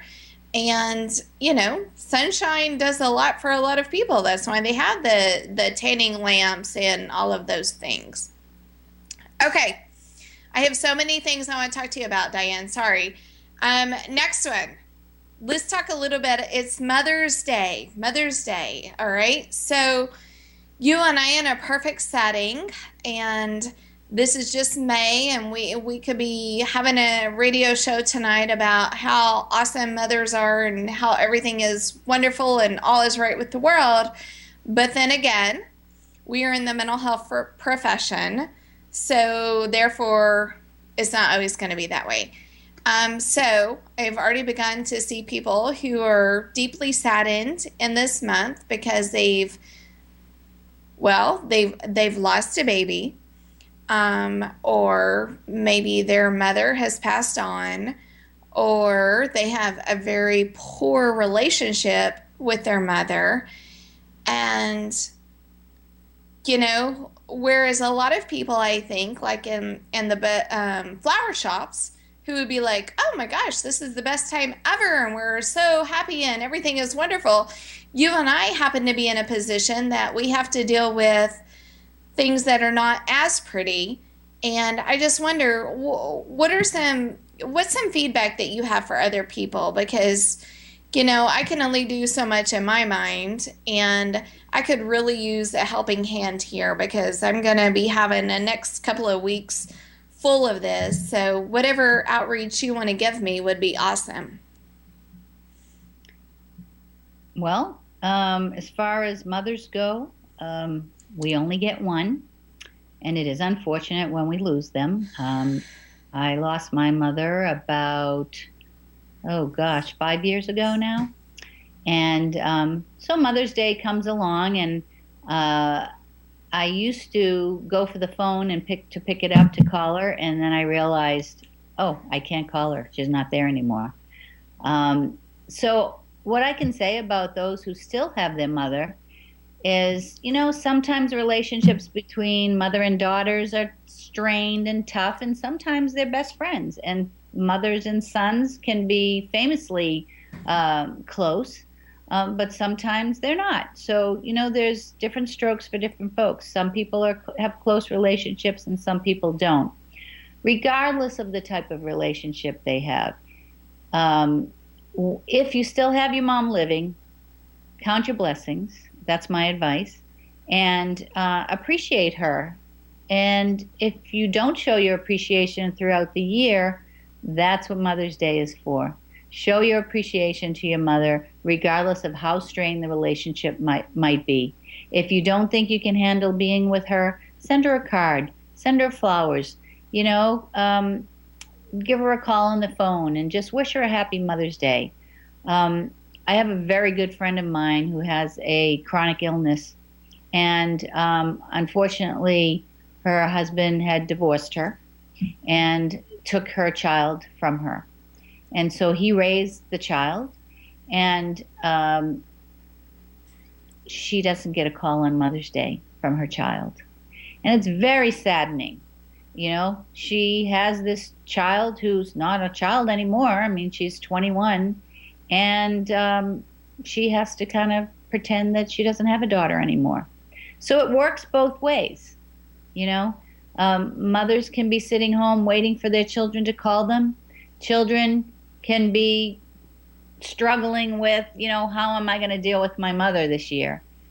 If all you can do is give a phone call, I think that is a good thing. If you can get together and share the special day, that's even better. It's just, you know, that's what we're here for. If people have trouble with their relationships, you know, and they don't have a counselor, they should be calling you, Tamara. Did I say I liked you? I thought you already knew that. Yeah.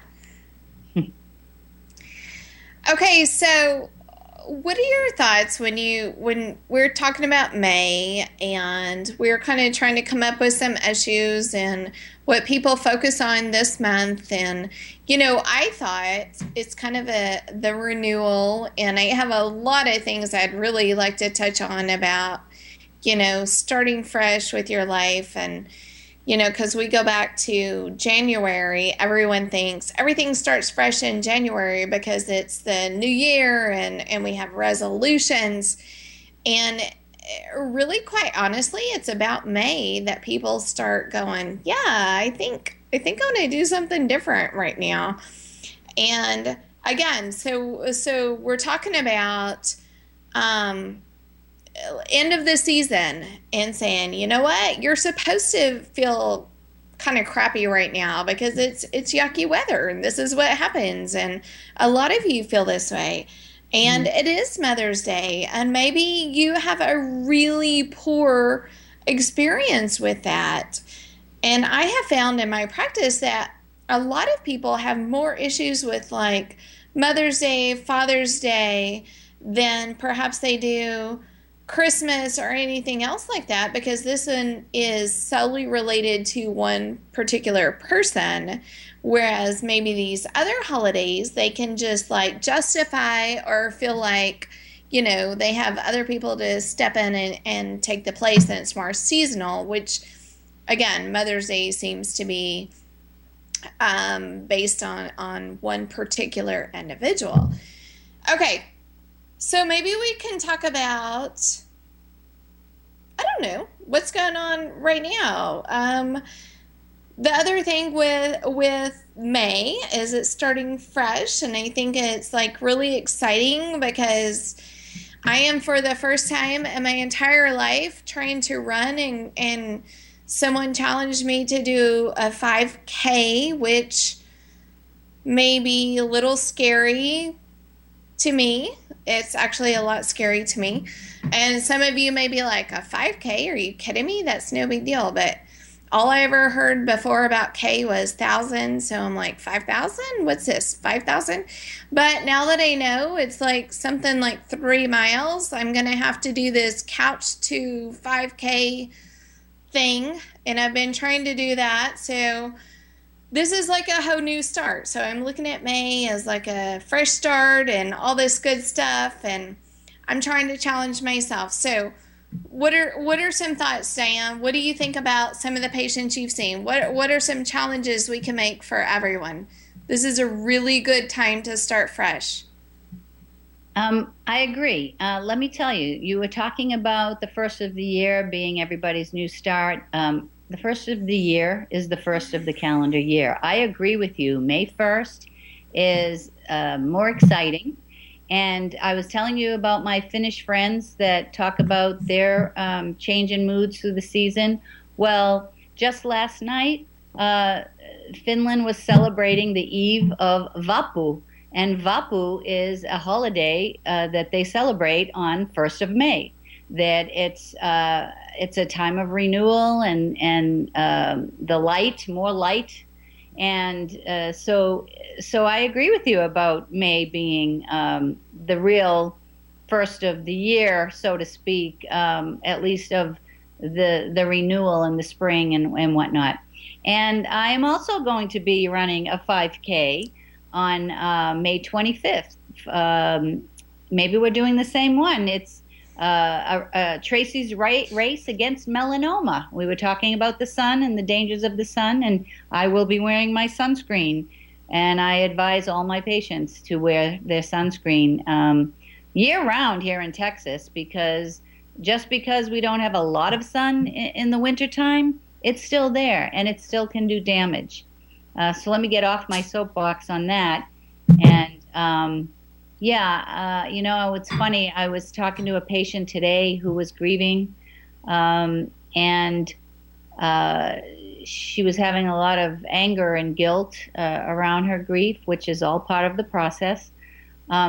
She lost her grandmother when she was 7, and she's angry at her parents because she didn't feel that she was allowed to grieve the loss or even understand it at 7 years old. So I referred her to a book by Dr. Leo Buscaglia, also known as the Love Doctor, because he's always preaching about love and kindness and giving to one another. And he wrote a book called The Fall of Freddie the Leaf. And it's about death and dying, but in a way that a child can understand it. And so if people have some unresolved grief from their childhood, I recommend the book, The Fall of Freddie the Leaf. I'm sorry, getting a little tongue-tied there.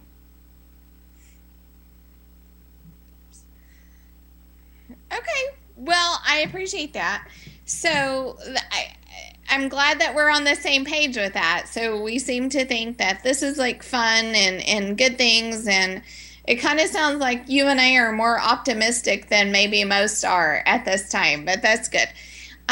I'm probably not running that race with you because I would be walking most of the time, by the way, because that's not going to end my Couch to 5K program that I'm in. So I should probably be on like 6 minutes of running at that point. So you would just totally leave me in the dust. So that would be a really bad thing.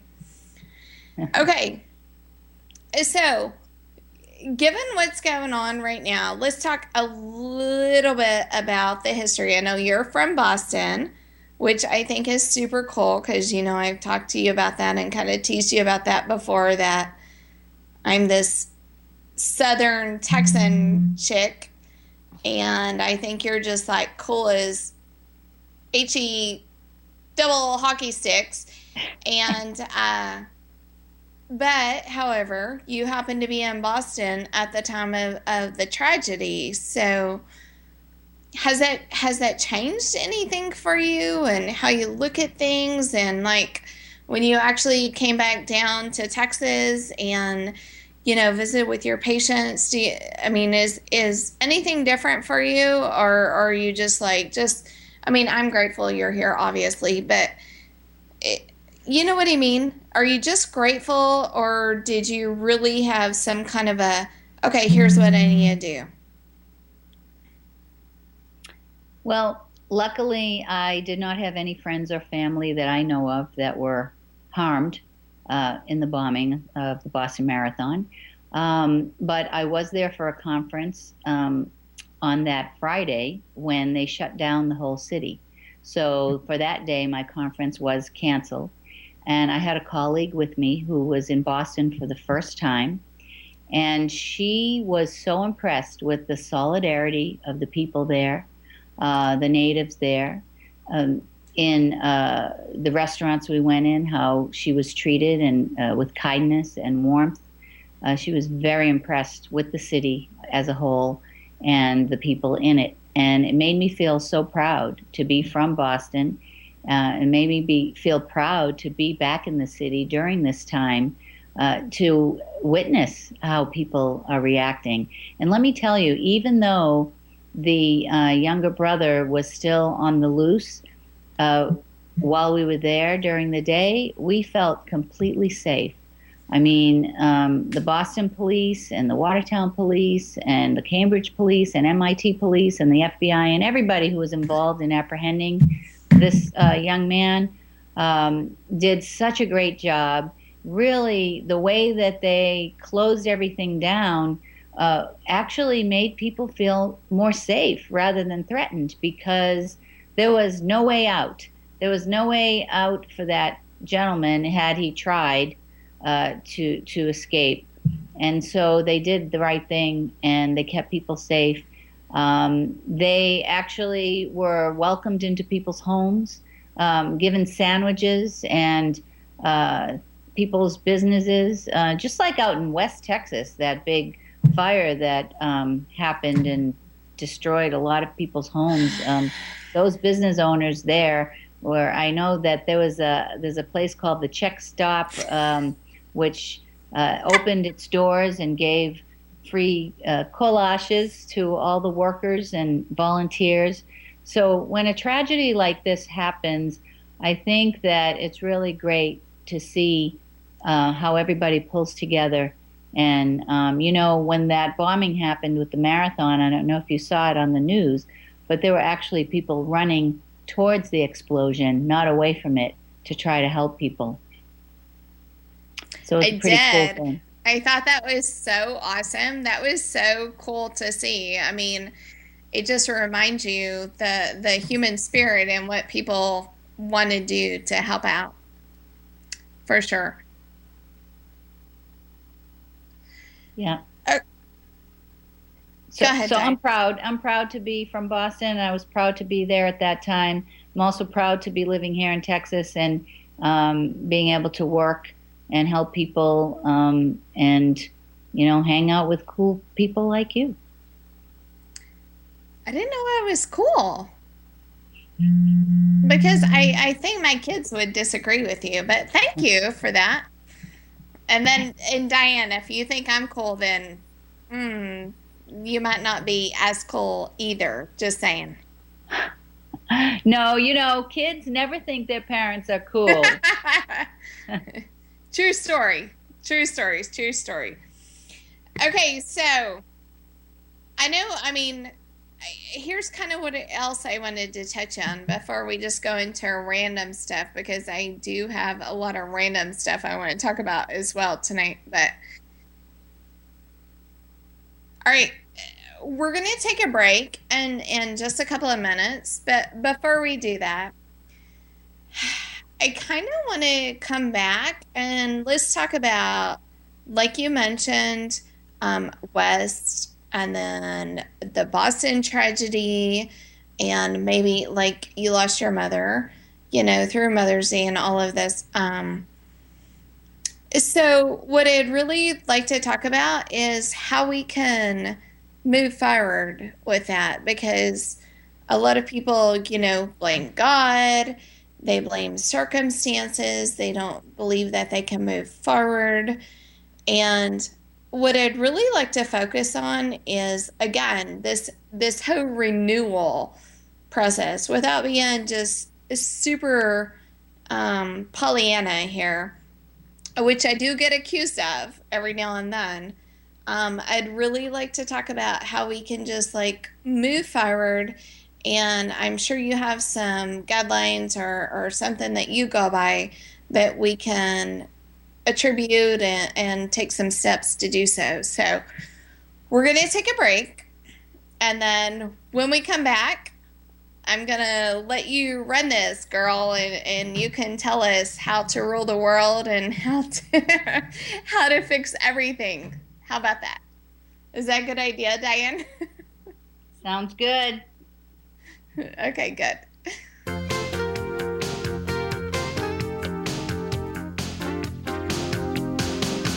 Hi, this is Michelle Paulette from WTOE Radio. We're going to take a few extra minutes while we save our files for podcast, so don't go anywhere. We'll be back in 4 short minutes.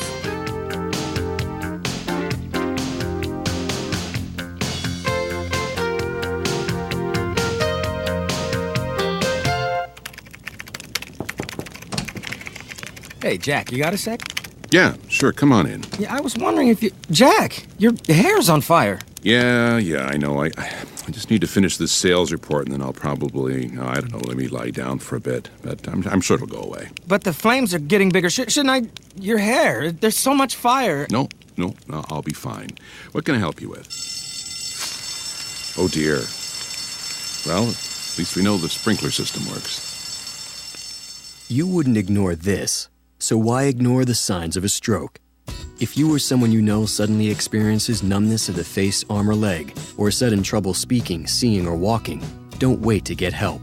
Call 911 right away, because time lost is brain lost. To find out more, visit www.strokeassociation.org or call 1-888-4STROKE.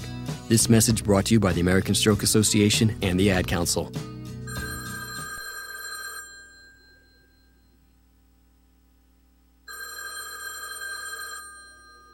If you're not facing your mortgage issues, this can be the most terrifying sound in the world. It means you've fallen behind. It means hope is dwindling. It means you're another call closer to losing your home to foreclosure. Fortunately, there's hope. If you need real help and guidance, call 1-888-995-HOPE. That's 1-888-995-4673. Because nothing is worse than doing nothing. A public service announcement brought to you by NeighborWorks, the Ad Council, and this station. If there was an emergency, would your family have enough water and non-perishable food to last 3 days? We asked families across the country.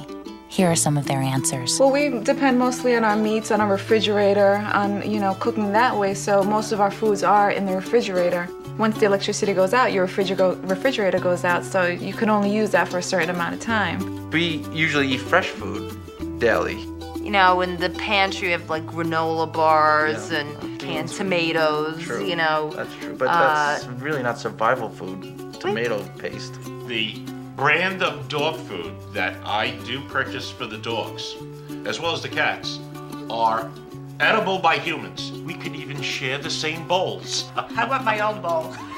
You got your own bowl. Is your plan any better? To learn more about making an emergency plan for your family, go to ready.gov. This message brought to you by the U.S. Department of Homeland Security and the Ad Council. Have you ever lost a cat? And have you ever wanted to get your cat back after you lost it?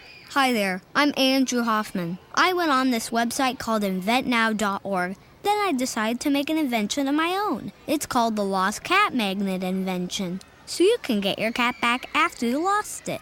Just turn it on, and lost cats stick to it. That's a good cat. If your cat was hiding up in a tree, it won't be up a tree anymore. It will be stuck to the Lost Cat Magnet. And sometimes they fly toward you in the air. Just listen to one satisfied cat. See, that's proof. You should go to the inventnow.org website too. But just remember one thing. Don't do a lost cat magnet. Anything's possible. Keep thinking. Get started on your own inventions or just play some games at inventnow.org. Brought to you by the U.S. Patent and Trademark Office, the National Inventors Hall of Fame Foundation, and the Ad Council. And now, back to Stepping Forward. Here's Tamra.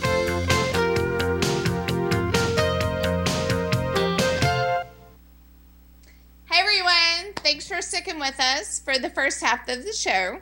And again, I have Diane Camarada, who is a registered nurse, adult psychiatric practitioner with us tonight. So I asked her to come aboard tonight because I have a lot of questions for her that I cannot, as a therapist, answer. She does a lot of medical interventions, and I had so much fun with her last month when I brought her on, so I wanted her to come back. Okay, so here's what we've talked about so far.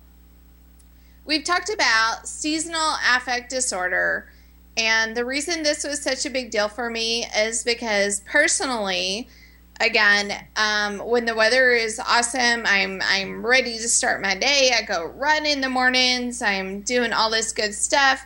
And when the weather is rainy and yucky, I'm like, why doesn't the whole world just call in today? Today should be like a no-go. Nobody, we should do a do-over. No day today. And, so we talked about the seasonal affect, and now we're kind of coming off of that a little bit. And I probably should have brought this up to you all, maybe back in November, December, January, whenever it was going to be more prevalent. So now you all know for next year, it's totally normal for you to feel weird and out of sorts.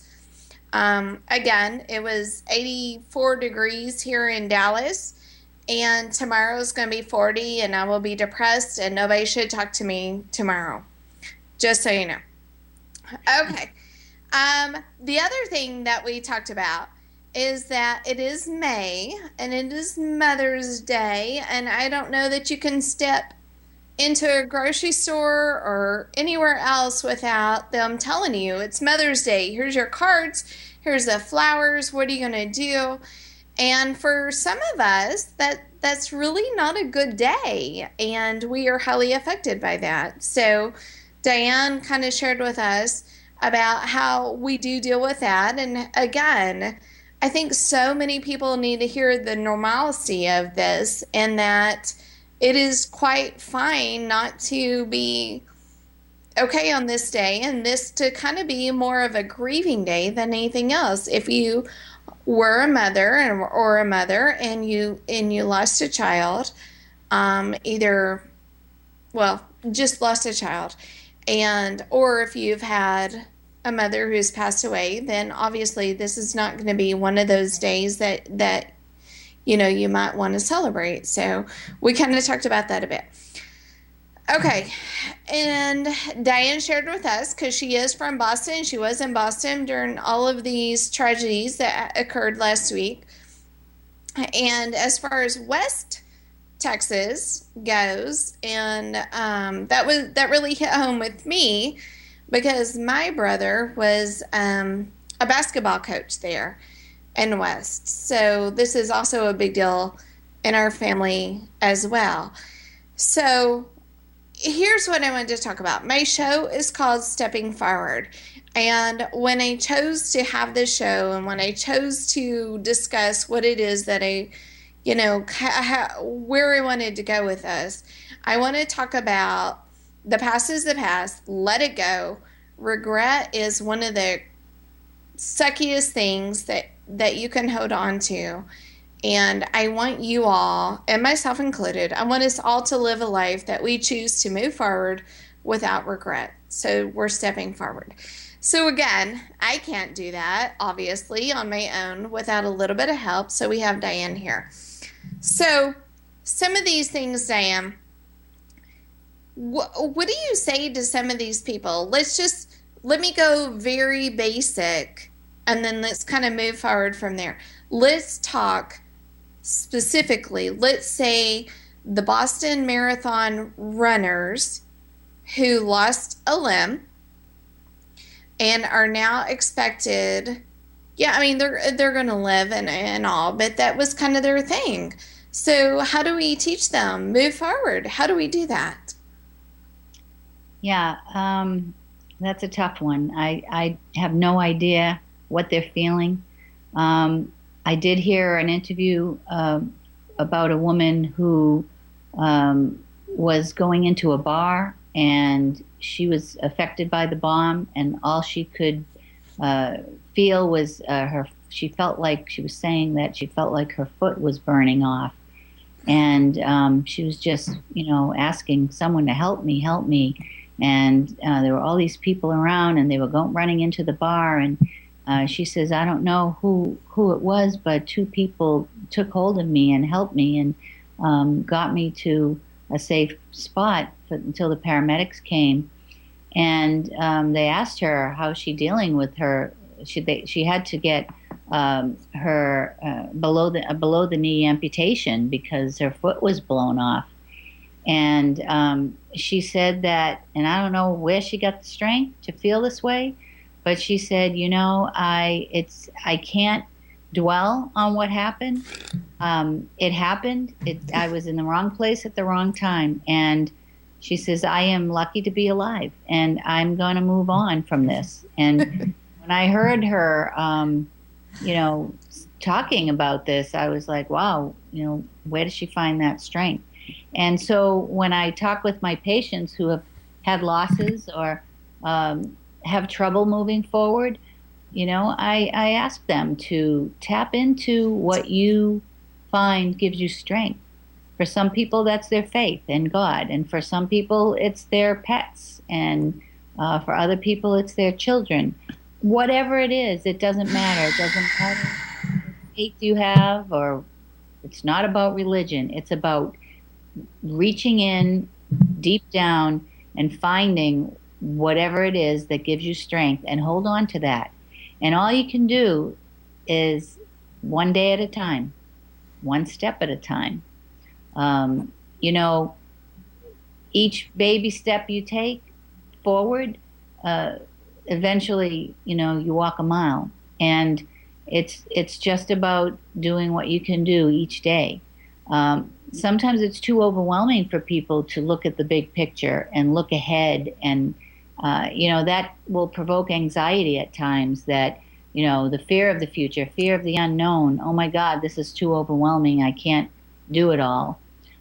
So I try to help them to focus on the here and now, focus on today, and just get through it. If it's a minute at a time or an hour at a time, before you know it, the day has passed. And here's the thing. If you dwell on the past and you stay stuck in it, or if you fear the future and constantly, have all this anxiety about what's coming, you're going to miss today. It's going to just pass you by. And there begets regret, because when the next day comes and you forget, what happened yesterday, or maybe you wish you did something different yesterday. Well, yesterday's gone. You can't dwell on it. All you have is right now, this moment. This moment that I'm talking with you is all I have. That's all that's guaranteed. Beyond this, we don't know. We never know what's going to happen. We never know how long we really have to live this life. So why live in fear and anxiety about it? Just grab onto today and enjoy it. That's my saying. Like, I want to stamp you right now. Like, I think that we should, like, make you like the Diane stamp that says, all is right with the world, and we should all remember this. Because, I mean, this is a big deal. That's a big thing that people forget every day. They forget, like, this is all we got, and, they hear these stories, and they sometimes experience tragedy. And then they're like, oh my God, I can't believe this, and I'm going to hold on to this right now. And then tomorrow happens, and everybody forgets that. But you seem to have really captured, like, a really good attitude of what we need to, like, be looking for. And I appreciate that. So, like, at your office tomorrow, I'm going to totally stalk you, just so you know. I'm going to, like, stalk you. And I'm going to be like, hey, Diane, it's me. Is there anything you want to say to me today? Do you want to remind me of what an awesome day this is? And I'll just give you a big hug and say, enjoy the day. And I will remember this. And I like that. I like that very much. Okay, so something I was going to talk about next month, but because you're like super exuberant and get me on board here, I kind of want to talk about taking risks. What are your thoughts on that? It kind of goes with your whole here and now thing. I'm really huge onto the here and now. Wayne Dyer, Dr. Wayne Dyer, is my most awesome author of all time, and Regina Brett is very close, and she has promised to also be on this show. And they both talk about, here you are today, what do you want to do today, what's your life going to be today, and when you go to bed, were you happy? So I mean, it sounds like a very optimistic point of view. Do you think that it's too maybe altruistic or outside of the box of what people can really achieve? What are your thoughts?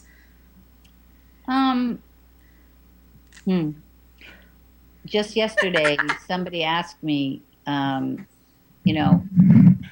can they do this, whatever the issue was. And I said to this person, you just decide you're going to do it.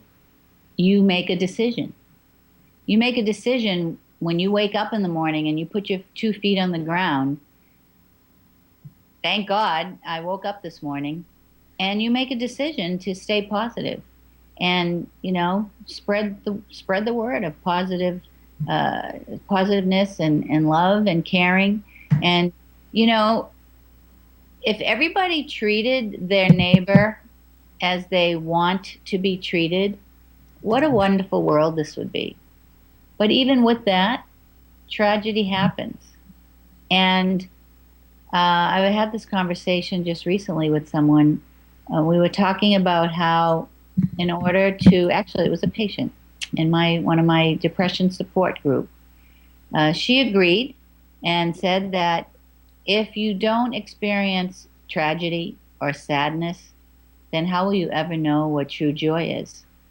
And so we all have had some tragedy in our life.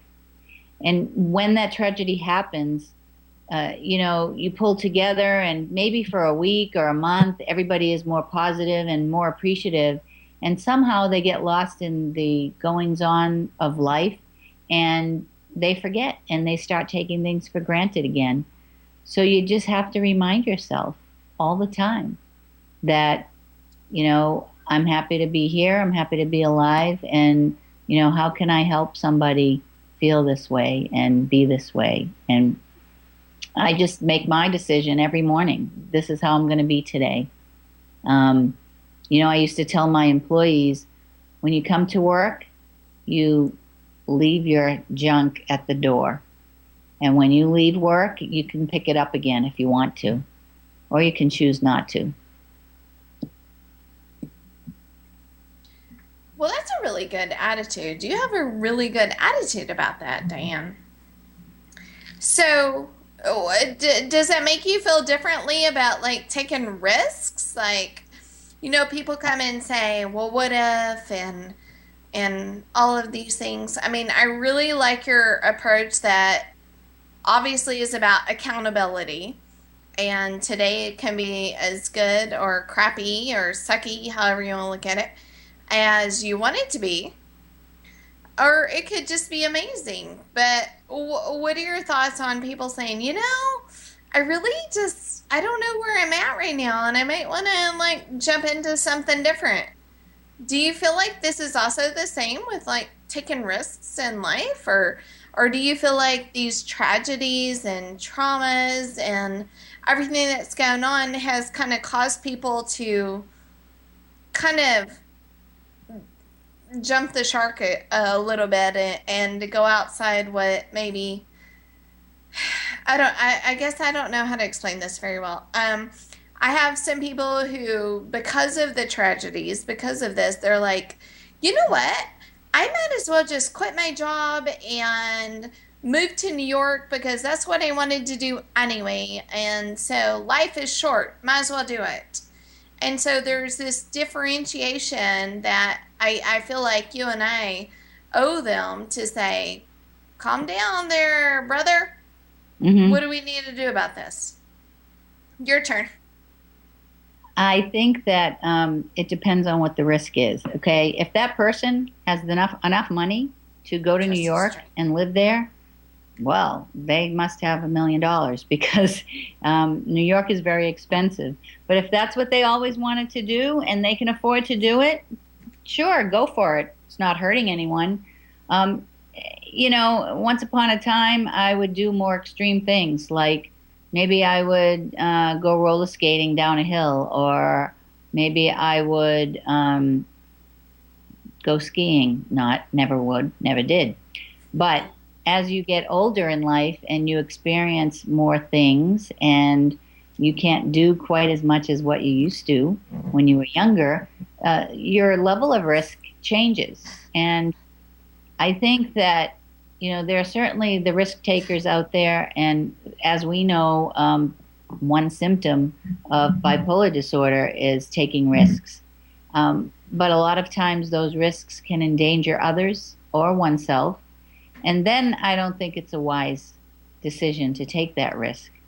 If there's a chance of getting, lethally harmed, no, you have to think twice, reevaluate the risk that you're about to take. If you're talking about doing something, stepping out of your norm and out of the box, so to speak, to experience new things, then, it's really a small risk. So you really have to gauge, how great is this risk? Who is it going to hurt if something happens? And, can I afford to take this risk? A lot of people talk about, investing on the stock market. Well, if you can't afford to lose the money that you're investing, then it's a stupid investment. You have to be able to afford whatever the risk is of loss. If you can't afford it, you don't do it, and that's what I mean by assessing the risk and gauging, how great a risk you really should be taking at the moment. Appreciating others and not taking things for granted, I think, is a good step forward to maybe taking new risks in life without hurting somebody or risking hurting yourself. Matter of fact, a friend and I decided that for the new year, we were going to explore. So that means do things that haven't done before, but maybe always wanted to, or maybe just trying to do some new things and learn new things, but not necessarily taking big risks. Okay, because, you know, a lot of people are like, oh, live for the moment. I mean, how many songs and everything do we hear, right? That's like, live for the moment and live like today is the end. And, you know, I mean, I kind of get into that sometimes too. And I'm like, oh, yeah, I should like live like today's the end. But I'm so super vanilla that I would still be like so straight-laced and do nothing exciting, just so everyone knows. Okay, so here's another thought that I have for you, sweet Diane, before I lose you. So you have been awesome. You were here last month. You're here this month at the last minute request again. I know last month I had you for a little bit and I was like, hey, can you stay later? And then this time I'm like, hey, can you stay the whole time? Because I do, you know, utilize this board a little bit for my own needs to ask questions I want to ask. Okay, so in all fairness, let me give you a few minutes. Is there anything that you randomly want to address or feel that people need to talk about? I mean, not a whole lot, just, you know, just a small thing. I definitely want to say that I want to mention your tagline for your show. It says, a smile a day keeps the shrink away. There's a little truth to that. My perception of that statement is a little bit different than maybe how you meant it. But certainly when people are not smiling and they're frowning, it will cause you to have more wrinkles. It also, crying and sadness can lower your immunity to diseases. I'm not saying it's not good to cry, because certainly it is good. It's a great catharsis to, you know, let that type of emotion out. But laughter, as they say, is the best medicine. And I truly believe in that. A lot of times I'll recommend to one of my patients, you need to go and watch a movie that's completely mindless and ridiculous, that no matter how bad you're feeling, you just can't help but laugh. And I sometimes will tell them to laugh until it hurts, because when you laugh, your brain is releasing all kinds of good things, good chemicals that make you feel good. So a smile a day keeps the shrink away. I think it keeps brain shrinkage away. And I strongly recommend laughter as a therapy. And yeah, so be happy. If you want to be happy, just be. That's an awesome way to end that, Diane. This is why I enjoy working with you so much. You always have such a good attitude, and everybody that you and I share together always looks forward to seeing you, and I really enjoy that. Okay, so I don't know if I have to twist your arm again next month or another month or something like that, or something that you and I were talking about is you're more the shrink than I am. I'm just a therapist, and you've got all this medical knowledge and all that. So maybe if I can twist your arm enough, you'll come back and see us and visit with us more often. And I'm sorry, go ahead. No, I'd be happy to. It would be nice to know what your listeners would like to hear us talk about. So if anybody's listening now and people want to call in. I would love the feedback. If they could give you some feedback as to what kinds of things they would like to hear us talk about, I'd be more than happy to come back and share this hour with you again. Thanks, because I do think that's one thing. We're kind of like opening the door. This is new for everyone, so I don't know that everyone is aware that they can call in at the moment. A lot of people feel like they need to call in after the fact, but absolutely, we're going to make this very aware that you can call in while we're on air and reach out to us, and obviously you will be able to reach out. And I don't know, just let's do whatever you think is going to be in the best interest of your segments, but I would love to have you here, so we'll try to do that on a regular basis. All right, cool. Thank you again for having me. Okay. Thank you, everyone, for being here tonight again. I know that Diane, as she did last month, was able to give you guys a lot of guidance and feedback to whatever might be going on.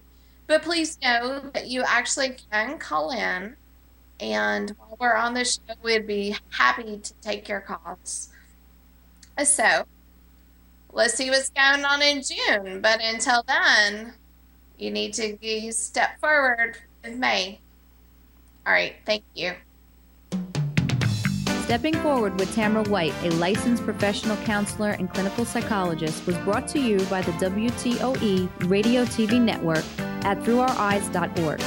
For more information on tonight's show, or to reach Tamara directly, you may email her at twhitecounseling@yahoo.com or visit twhitecounseling.net. That's twhitecounseling.net. Special thanks to the numerous individuals and families that have stepped outside of the box to enlist assistance through therapy. All words, ideas, and comments expressed on Stepping Forward are those of Tamara White and not necessarily those of the National Federation of the Blind, the NFB of New Jersey, or the WTOE Radio TV Network.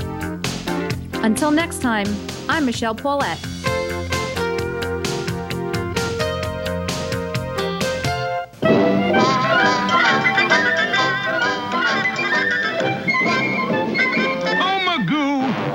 Done it again.